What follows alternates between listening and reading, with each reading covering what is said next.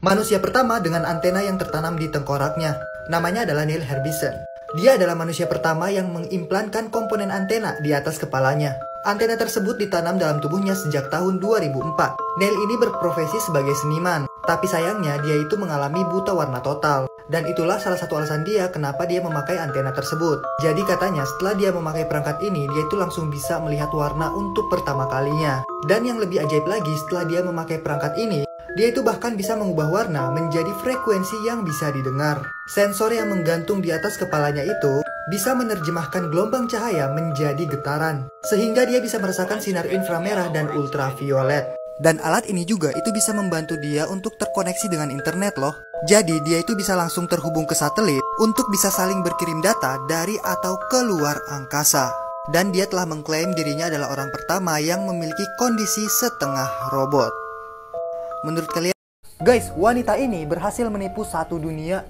Namanya adalah Elizabeth Holmes. Dia adalah sosok wanita yang cerdas dan pekerja keras. Di sekolahnya dia itu selalu mendapat juara 1 dan semua mata pelajaran itu dikuasai sama dia. Dan dari kecil juga dia itu udah bercita-cita untuk menjadi seorang miliarder. Dan pas kuliah dia itu berhasil masuk Universitas Stanford. Dan dia mengambil jurusan teknik kimia. Di semester 1 aja dia itu udah bisa membantu di sebuah lab, padahal yang bisa membantu itu biasanya yang udah punya gelar. Selama kuliah dia ini udah punya ide-ide cemerlang untuk memajukan teknologi kesehatan gitu. Salah satunya adalah teknologi pengecekan darah, di mana Elizabeth ini punya ide untuk membuat teknologi tes darah yang lebih mudah, murah, dan cepat. Jadi waktu itu kan tes darah harus nunggu beberapa hari, terus ngambil darahnya tuh agak banyak, terus gitu harganya mahal.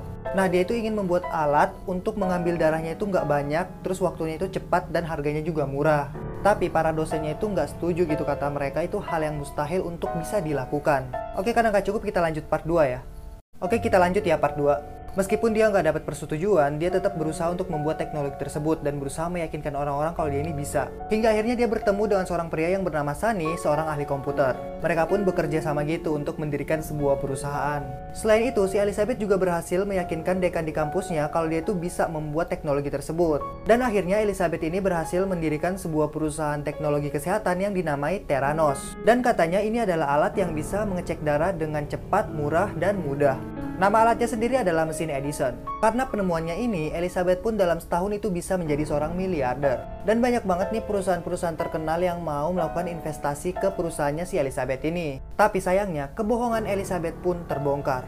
Dimana sebenarnya si Elizabeth ini nggak pernah menggunakan alat pengecek darahnya itu. Jadi mereka tetap menggunakan orang-orang nih untuk ngecek darah nih di labnya, lab tersembunyi. Akhirnya pada September 2018, perusahaannya itu ditutup dan bangkrut. Dia pun terancam 20 tahun penjara.